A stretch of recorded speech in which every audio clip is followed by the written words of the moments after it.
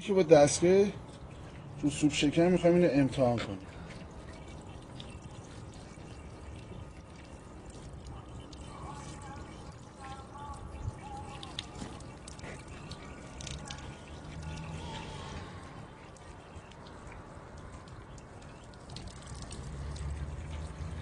ببین رسوبات دیدید این تیکه ها کنده میشه. ببینید کنده میشه.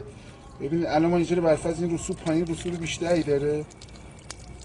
یه خورده با این آب بره سریع با 16% اکسیژن و آب دیونایز شده این کلن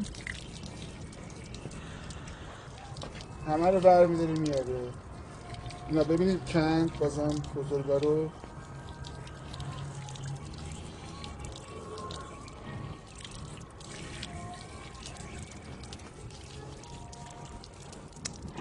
الان ما یه ذره آب تازه رو این رد کردیم به رسوباتی که به این اینا رو ببین همه رو اینطوری میکنه به همین راحتی خوشی کنده میشه.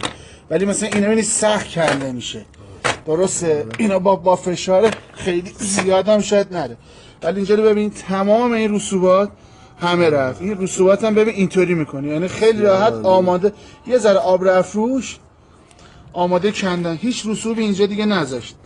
درسته تمام رسوب. ولی رسوبی که اینجا هست رو شما باید با فشار بازم نمیبره.